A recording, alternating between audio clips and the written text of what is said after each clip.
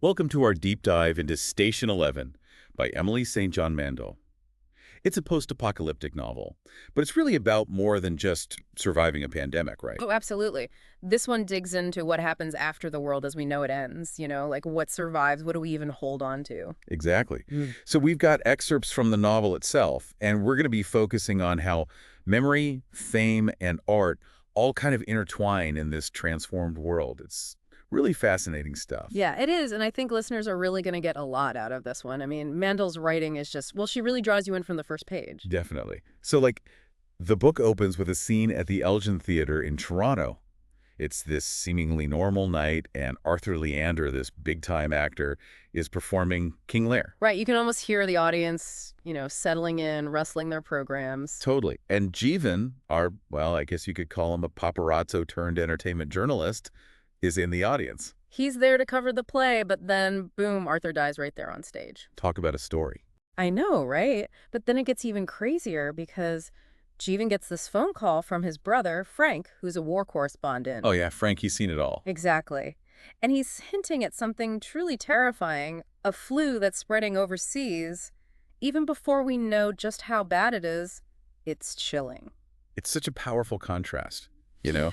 You have this incredibly public death with paparazzi swarming around and then this almost quiet whispered threat of something world-altering happening somewhere else. It's like the calm before the storm, and Mandel really captures that feeling of normalcy right before everything changes. Like the audience leaving the theater, totally oblivious. Yeah, it makes you think about how many times we've all been in those last moments of normalcy without even knowing it. Right, totally. Yeah. And then, of course, the pandemic hits. It hits hard and fast. Yep. The Georgia flu explodes across the globe and, everything just starts falling apart. Cities go dark, communication breaks down, it's all so sudden, and Mandel doesn't shy away from the chaos. No, she doesn't.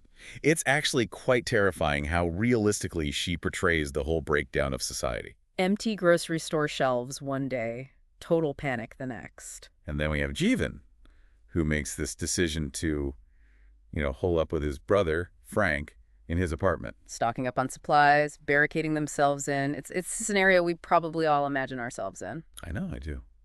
But, they're trying to ride it out, but the news reports are just getting more and more fragmented, It's like watching the world end through a broken TV screen. That isolation, though, that's what gets me, the feeling of being completely cut off from everything. And Jeevan even notices, there's no air traffic, no ships on Lake Ontario. It's eerie. Like the world is literally holding its breath. And then silence becomes almost louder than all the panic, doesn't it? Oh, for sure. But the thing is, it's not just the physical isolation, it's the psychological impact, too. The fear, the paranoia. Right. It's all there. And then Mandel does this really interesting thing. She jumps ahead 20 years. 20 years. We leave the immediate horror of the pandemic behind, and suddenly we're meeting Kirsten Raymonde, who, was just a child actor in that production of King Lear where Arthur died. Yeah, she's all grown up now, and she's part of this group called the Traveling Symphony. A group of musicians and actors who travel between settlements, performing Shakespeare. It's more than just entertainment, though. Oh, definitely. They bring people together, give them a sense of hope, a connection to the past. They keep art and culture alive. It's beautiful, but it's also a dangerous life. Absolutely. They face constant threats, traveling through rough landscapes, encountering hostile communities, Yeah. always on edge. And that raises a really important question for us, the readers, too. What would be worth risking your life for in a world like that? What would you hold on to? I mean, that's what makes this story so compelling, right? It makes you confront some pretty big questions about what it means to be human. What matters when everything you thought you knew is gone? Yeah, that's a big one. And Mandel gives us some really interesting examples of people clinging to the past.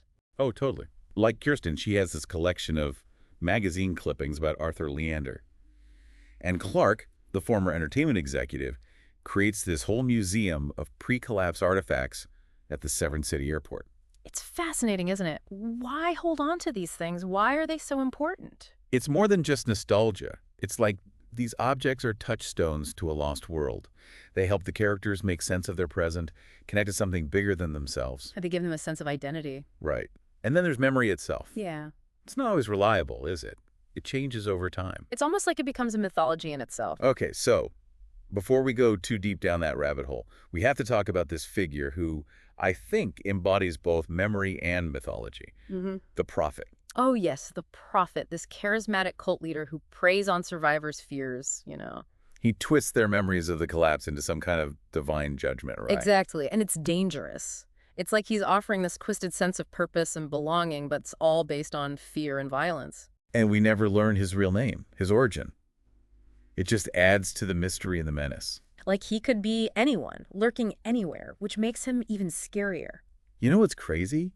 There are all these hidden connections between the characters, these almost cosmic coincidences. Oh, tell me about it. It's wild. Like Jeevan, the paparazzo who witnessed Arthur's death, well, he actually tried to save him as a paramedic later that night. Didn't he? It's mind-blowing. And Clark, the guy with the museum, he ends up at the same airport where Arthur's second wife, Elizabeth, and her son sought refuge. Oh, wow, I'd forgotten about that.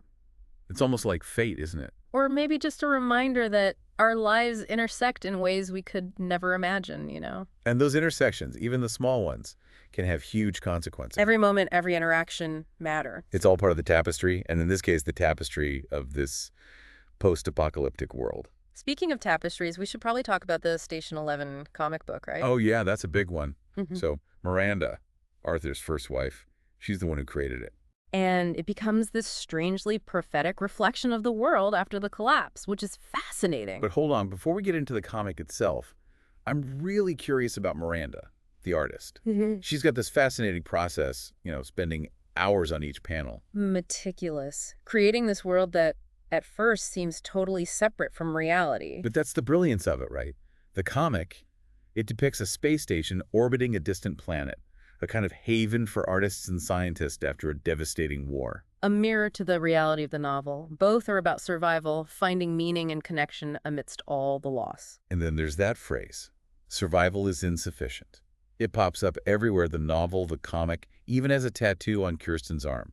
What do you make of it? Because it feels super important. It feels like the key to the whole story, doesn't it? Yeah. It's about more than just existing. We need more than just food and shelter, right? We need purpose, connection, beauty, things that feed the soul. Even in the darkest of times. Exactly. It makes you think about what you would prioritize if everything changed. What would you need to survive, not just physically, but emotionally and spiritually? That's the power of Station 11, right? Yeah. It forces you to ask those tough questions. It makes you confront the fragility of everything and think about what really matters. The enduring power of stories, the connections we make, the things we create. I think we've covered a lot of ground, but there's so much more to explore. Oh, yeah.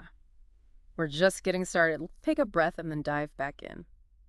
We've been talking about how survival is insufficient, but one thing that doesn't seem insufficient in this world is fame. Like, think about Arthur Leander. Oh, yeah. Before the collapse, he was this huge celebrity, right? Paparazzi everywhere, his face on every magazine. Right. But then what happens to fame when the world changes? Yeah, it's interesting, isn't it? It's like it becomes this ghost that haunts the present, Mhm. especially for Kirsten. She's so fixated on him, clinging to those magazine clippings. It's like they hold the key to understanding everything. Right. And it's not just Kirsten Clark preserves all of Arthur's movie posters and scripts in his museum. Even the prophet uses Arthur's image. To give himself more authority. Exactly. It's like without the old systems of power and celebrity, Arthur's fame becomes almost mythical. But then there are also these moments where that fame feels really empty, Oh, absolutely. Like when Jeevan, who actually knew Arthur, describes him as being kind of uncomfortable with his own celebrity, like he felt exposed and vulnerable. Always under scrutiny. Right. It makes you wonder, what does fame even mean? Right. Is it recognition, adoration, being remembered? What is it, really? It's something we can all relate to, even today. Totally. We're bombarded with these images of celebrities, but We know there's more to the story. always. Right. And then there's that scene where Jeevan finds this tabloid photo of Miranda leaving Arthur's dressing room in Toronto. Oh, right before the pandemic hit? Yeah. It's such a small moment, Yeah. but it really highlights the triviality. Yeah, it surrounds fame. Exactly. And then you have Kirsten, who thinks she might have been at that theater as an extra in the play. She's trying so hard to remember. To connect to Arthur somehow. But the past is slippery. It is. Just like those fleeting moments of fame. It makes you think about how memory itself is unreliable. It's constantly changing. Like a game of telephone, Totally. And in a way, isn't fame kind of a collective memory? A story we tell about a person? Even if it's not entirely true. Exactly. It makes you question those narratives we build around celebrities. And how they persist, even when the world is completely changed. Speaking of narratives, what about the stories we choose to preserve? That's a great point. Clark's museum at the Severn City Airport is a perfect example. It is. He's got everything, you know? Cell phones, credit cards, airline boarding There's passes. even snow globes. It's like a snapshot of a world that's vanished. It's such a weird mix of stuff, the mundane and the extraordinary. But it really shows that human impulse to try and make sense of the past. Right. Even when it feels totally lost. And Clark's dedication to the museum, it's remarkable. He spends years collecting, cleaning, displaying all these objects. It's like he's trying to rebuild that vanished world piece by piece. But there's also a sadness to it, isn't there? Oh, for sure. It's a reminder that we can never truly recapture the past. Loss is just a part of life. It makes you think, you know, if you were creating a museum of civilization. What would you include? What would you consider essential? That's a tough one. But it's a good one. Makes you think about legacy, you know? What we leave behind, what's important. But as we think about that legacy, Station 11 isn't just about the past. No, it's about the present, too, and all the challenges that come with it. With the prophet. Right. The prophet's influence is everywhere. It's interesting how Mandel contrasts the relative peace of the Severn City Airport community. With the threat of the prophet. Yeah, Clark even says it's been a pretty quiet time. Except for the prophet. Exactly. But that exception is huge. Huge. He represents all the dangers of clinging to a distorted view of the past. Twisting memories of the collapse into some kind of divine retribution.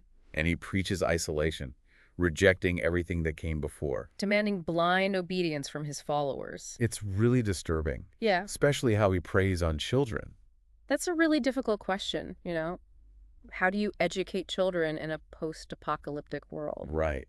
Do you teach them about the way things were before? Will that knowledge just make them unhappy? Or is it essential for building a better future? I don't know. It's a tough one. Station 11 doesn't offer any easy answers. No, it doesn't.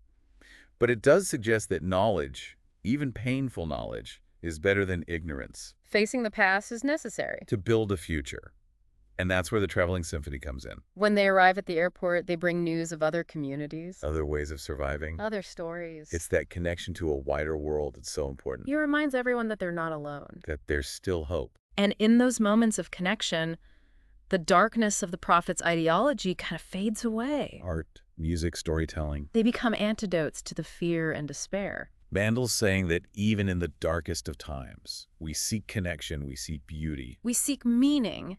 And sometimes that meaning comes from the most unexpected places. Like the revelation that Clark, the museum curator, is the same Clark who was stranded at the airport with Elizabeth and Tyler. Right.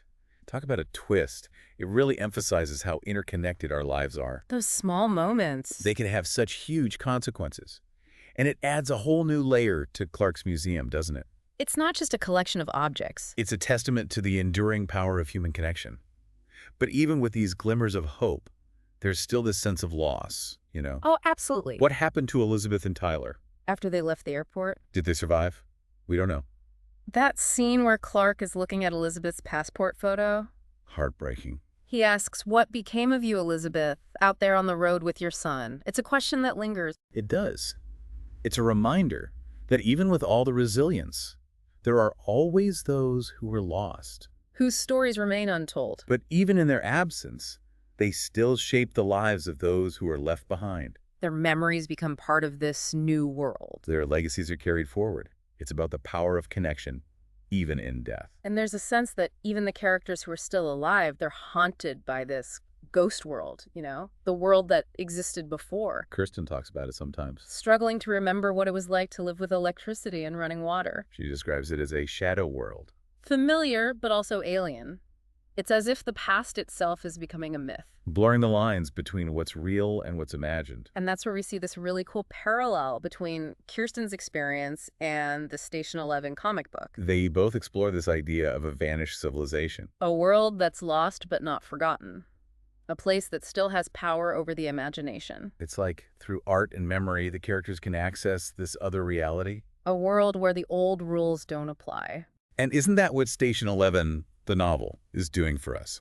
It's inviting us to step into this different reality. To confront our own fears. To think about what it would mean to lose everything. And then to find a way to rebuild. Yeah. To find beauty and meaning in the ruins. It's a challenging book. It is. Unsettling. For sure. And also ultimately deeply moving. Absolutely. And it asks us that big question. What would we hold on to if the world suddenly changed? What stories would guide us? What values would sustain us? It's a question worth asking. Even today, Station 11 reminds us that it's about more than just surviving. It's about what it means to be human. To connect, to create, to find meaning in a world that's always changing. Challenging us to adapt and evolve. You know, one thing that really stood out to me was how Mandel uses the image of a stage. Oh, interesting. Tell me more. Especially in the opening and closing scenes, it's like she's saying that life itself is a performance. We all have our roles to play. Right. Think about that scene where Arthur, right before he dies, is sitting on that platform at the back of the stage, Dressed as King Lear, waiting for his cue to exit. he feels this sense of unease, right? Like he's sensing how fragile life is. And it foreshadows the larger collapse. Wow, I hadn't thought of it that way. And then there's the closing scene, where Kirsten and Clark are climbing the stairs of that air traffic control tower. At the airport. It's just slow, hard climb. Like a pilgrimage. Towards some kind of revelation. Yes. And as they climb, Clark tells Kirsten about this interview he read with Arthur.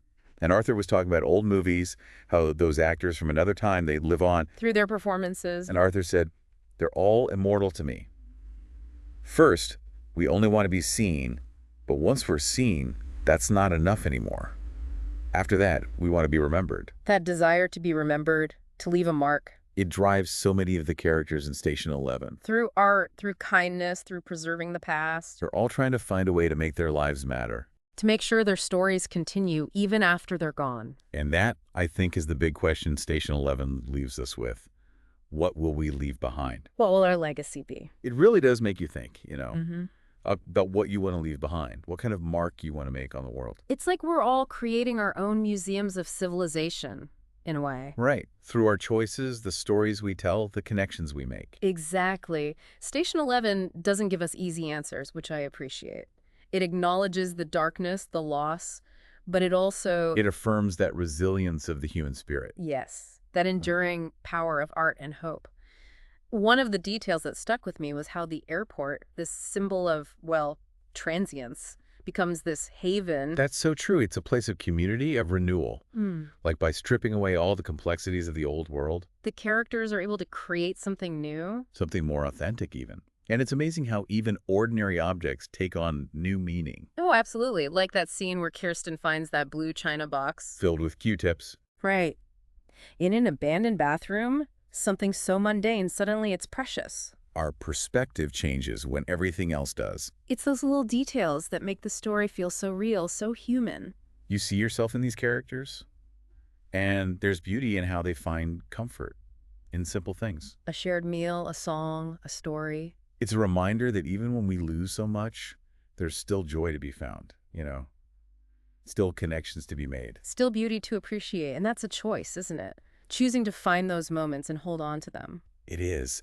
And speaking of beauty, we have to talk about the Station 11 comic itself. Miranda's creation, her artistry. The way she blends sci-fi with this Shakespearean drama. Creating this haunting, beautiful world. It's a story within a story. Exactly. It adds so many layers to the novel. It's like Mandela saying that stories have their own life, you know, Their own power. to transcend time and space to connect us. And ultimately, that connection, that shared experience through storytelling, that's what makes Station 11 so hopeful. Even in a world shattered by pandemic, people find ways to come together, to create. To find meaning in the ruins, it reminds us that even when things fall apart, we have a choice. To give in to despair or choose hope. Choose connection, choose art, choose to build something new, something meaningful. Out of the pieces.